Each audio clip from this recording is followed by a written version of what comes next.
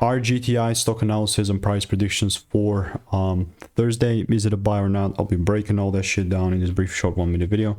I'm the only guy in the space with an actual track record of 43,000 videos and 5 years of experience, and that's all documented on my YouTube channel. And especially with RGTI, I'm looking to take it further up. You know what I mean? Like, if I zoom out, you will see that I've been just trying to long the crap out of this, and it was great. I mean, I had this swing which was plus 4 hour, then I got 3 longs, 2 wins to the 1 break even, another break even here, and then and a loss. And then all I'm looking to do is buy if there is a double break. And if there is not a double break, then guess who's not going to be buying? Me. So I'm patient. I'll keep you updated. I mean, I'm not in any sort of rush. I do have a lot of receipts with RGTI as well, so there's really no sweat there. If you want to stay tuned and get my money making emails and insights, then just click the first link in the description and I will continue to keep you updated. Other than that, I mean, definitely you just have to have the timing correct. You know, that's what I'm waiting for, being patient about.